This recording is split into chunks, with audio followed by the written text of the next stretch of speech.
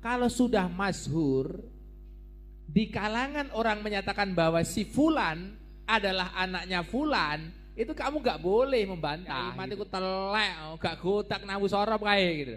Sebenarnya kayak mit ini cara mondok nang ngendi dhisik gitu. Biar jelas. Kuat pokoknya ngene iki.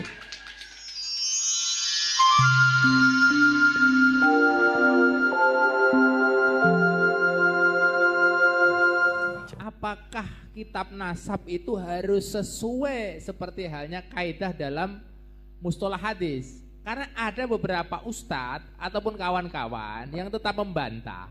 Kalau sudah masyhur di kalangan orang menyatakan bahwa si fulan adalah anaknya fulan, itu kamu gak boleh membantah gitu. Innan nasaba mimma yasbutu bitasamu'i illa ayyasbuta ma yukhalifu.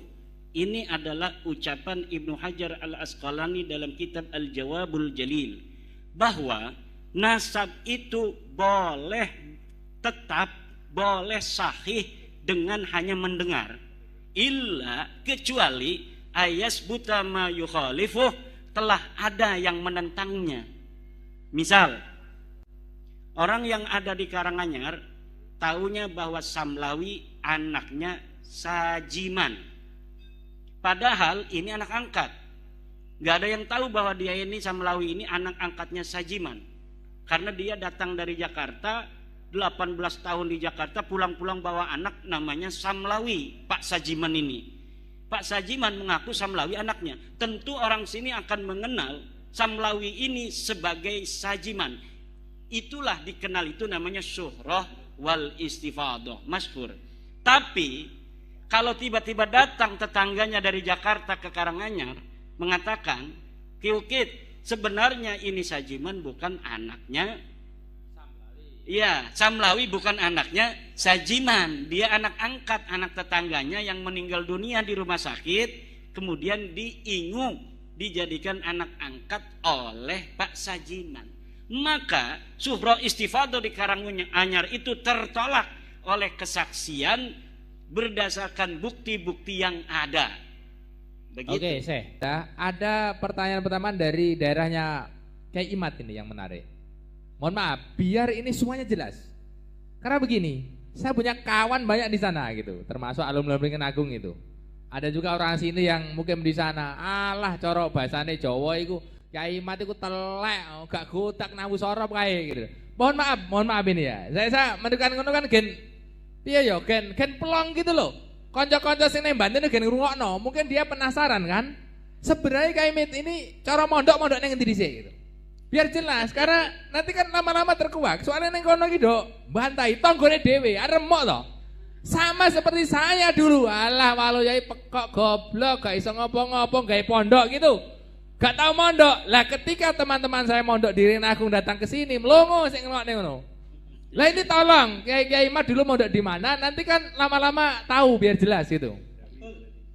Ya, kalau apakah saya bisa nahu sorab, lihat saja buku-buku saya bahasa Arab di Maktabah An-Nur. Ada 22 kitab saya di Maktabah An-Nur. Itu ada di Emirat Arab. Muhammad. Saya mengarang kitab tentang nahu sorab, nahu itu kitab Amil, Syarah Alfiyah. Alfiyah itu yang diaji di Jawa Timur sebagai kitab nahu paling tinggi, saya sudah sarahin, dan sarahnya bisa di-download di maktabahanur.com, di arsip ORG, dan bisa beli dan bisa diteliti mana yang salah. Itu dalam kitab nahu. Dalam usul fikih saya ngarang Talkhisul Khusul dalam usul fikih. Dalam kitab Qawaid Al-Fiqhiyah saya mengarang Al-Jalaliyah fil Qawaid Al-Fiqhiyah.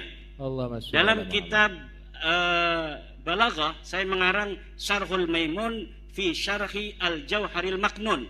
Kitab Jauharil Maknun adalah kitab yang sangat populer di dunia pesantren sebagai cara santri memahami ilmu ma'ani, ilmu bayan, dan ilmu badi'. Dan saya sudah sarahi kitab itu. Silahkan melihat kitab saya, dan itu dijual bebas dari penerbit mulai Kediri, Jakarta, Pasuruan, Jogja, semuanya itu ada di Sofi dan kitabnya itu bisa diteliti. Dari situ akan dilihat seorang apakah dia bisa ilmu nahu atau ilmu sharaf atau ilmu balaghah atau ilmu fiqih. Nihayatuz Zen, kitab Syekh Nawawi, sudah saya syarahi dalam kitab Al-Muktafi, dan kitabnya bisa di-download siapa saja di internet. Lihat saja Sarah Nihayatuz Zen Imaduddin Usman Al-Bantani, karya Syekh Nawawi itu sudah saya syarahi. Nama kitabnya Al-Muktafi fi Syarhi Nihayatiz Zaini li Syekh Nawawi At-Tanara Al-Bantani. Oke. Kalau mondoknya, Oke. mondok saya. Pertama saya mondok di Pondok Pesantren Ashabul Maimanah, pimpinan Syekh Muhammad Sanwani. Dia pengarang kitab. Kitabnya banyak, di antaranya kitab Babe Nenem. Babe Nenem ini adalah nado maksud bahasa Jawa. Beliau banyak sekali ngarang kitab, tapi banyaknya bahasa Jawa. Kemudian yang kedua saya mondok di Syekh Sanja bin Kasmin, Pondok Pesantren Riyadul Alfiyah di Pandeglang. Itu satu angkatan banyak ya, itu banyak yang kenal saya. Kemudian saya mondok lagi di Syekh Tubagus Hasuri bin Tahir di Pondok Pesantren At-Tahiriyah. Kalau Syekh Sanja itu khusus kitab Alfiyah saja. Kalau Syekh Hasuri bin Tahir itu seluruh kitab. Di beliau inilah murid dari Syekh Alwi Al-Maliki. Masya Allah. Beliau Syekh Hasuri Tahir ini selain berguru kepada Syekh Alwi Al-Maliki, juga berguru kepada Syekh Hasan Al-Masyad, Syekh Yasin Al-Padan, Syekh Abdul Qadir Al-Mandaili, dan kitab-kitab yang lain itu di Taif. Kemudian saya mondok lagi kepada Syekh Mufti bin Asnawi, pengarang kitab Amsilatul I'rab. Itu bisa semua nama-nama yang saya sebutkan itu semuanya ada di internet ya. Jadi bisa dicari itu Syekh Hasuri bin Tahir siapa, Syekh Sanja bin Kasmin itu siapa. Kemudian saya mengaji di Syekh Muhammad Amin, Syekh Dimyati bin Muhammad Amin Al-Bantani. Tapi saya tidak mukim. Saya hanya ngaji dari pesantren mukim saya malam Selasa dan malam Jumat. Mengaji kitab Ukhudul Juman pada Abuya Dimyati. Abuya Dimyati itu seorang sufi yang tidak pernah bicara tasawuf. Dia ngajinya kitab alat, ngajinya kitab tafsir, ngajinya kitab fikih. Itulah sufi yang asli. Orang sufi bukan ngomongin tasawuf halu-halu begini-begini kepada orang seakan-akan dia sudah sampai pada derajat tertentu. Seorang sufi asli itu, tasawuf itu adalah fil a'mal, dalam bagaimana dia membawa tasawuf dalam akhlak, dalam tingkah laku, dalam kehidupan, bukan untuk dibicarakan. Kemudian saya mondok lagi pada ilmu tauhid pada Syekh Obay Hasan Basri di Karawang. Saya mondok kitab-kitab alat di pesantren Warudoyong di Sukabumi. Saya juga mesantren di banyak pesantren pasaran sampai Kaliwungu, tafsir Jalalain dan kitab Asirul Jalil, kitab Hasbunallah. Puasa kilatan gitu ya. Kilatan. Insyaallah. Dan kalau kilatan-kilatan itu kan ya hanya 10 hari, 15 hari menamatkan satu kitab.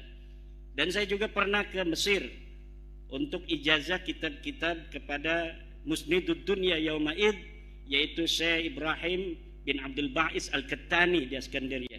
Saya mendapatkan seluruh ijazah kitab-kitab hadis, dari mulai kitab Sahih Bukhari, Kutubus Sittah, kitab-kitab Masanid, kemudian kitab-kitab Ma'ajim, kitab-kitab Mu'jam, kemudian kitab-kitab Musannafat, cara menulis dengan musannaf seperti Musannaf Ibnu Abdul Razak dan lain sebagainya.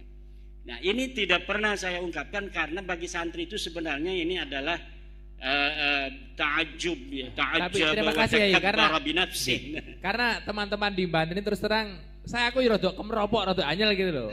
Mosok kemet ra godang ngaji mbok undang, akhirnya kan rada waduh mosok aku salah deh. Nah, maka ini Karena kan ada sekarang ini lagi zamannya framing. ya. Ya muhibin-muhibinnya itu kan lagi framing supaya orang tidak percaya. Nabi Muhammad aja disebut dalam Quran sahirun, majnunun, kadzabun dan sebagainya. Jadi tidaklah terlalu aneh. Sebenarnya orang mengatakan tesis Kiai Imad itu sebenarnya tesis magister S2, S3, doktoral kan tesis gitu. Apakah di sini yang dimaksud itu tesis semacam itu? Karena di sini banyak yang bingung gitu loh. Itu silogisme. Jadi tesis itu kesimpulan ilmiah. Kesimpulan ilmiah itu namanya tesis. Penentangnya namanya antitesis. Kalau sudah terjadi harmonisasi kesimpulan namanya sintesis. Nah, ini tesis itu ada kesimpulan ilmiah saya, begitu. Oh, berarti yang nyerang-nyerang Kiai Imad dari sudut pandang ilmiah, mereka dikatakan antitesis. Antitesis. Lah sudah ada sintesis belum? Belum. Oh gitu. Pitutur luhur insyaallah. Kalau sintetis itu ada harmoni. Karena apa? Mereka tidak bisa membantah. Oke, makanya siapapun saya selalu tegaskan, kalau ada orang yang bisa bicara ilmiah kayak gini, tak undang guys.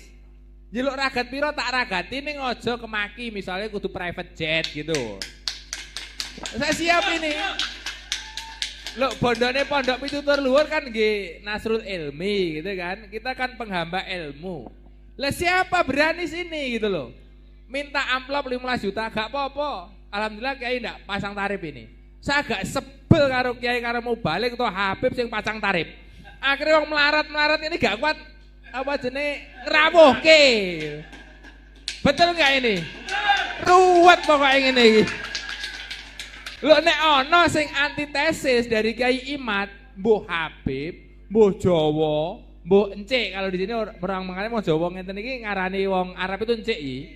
Mbuh encik, mbuh Jawa, mbuh Cina, mbuh Londo, mbuh Arab, tak ragati. Misale omahe Jordan, tak tukone tiket, tak golekne hotel sing apik nek ra gelem turu nang kene. Saya tantang ini semuanya ya. Baik di YouTube kan di live radio to iki. Urip ora radio iki? Ah urip, radio urip, YouTube ya urip. Ini tantangan terbuka neng pitutur luhur. Nggih, tantangan terbuka. Jeluk amplop genah-genahan ra apa-apa. Misale amplope 50 juta gak apa-apa. Nggih, siap mboten? Siap ya. Tapi jangan rusuh loh ya. Jangan rusuh dan jenengan siap berjuang. Ojo istilahnya ora wani membela kebenaran, betul? Betul? Nah, lanjut Mbah Kiai. Ngapunten iki yo, ya. Pati adab.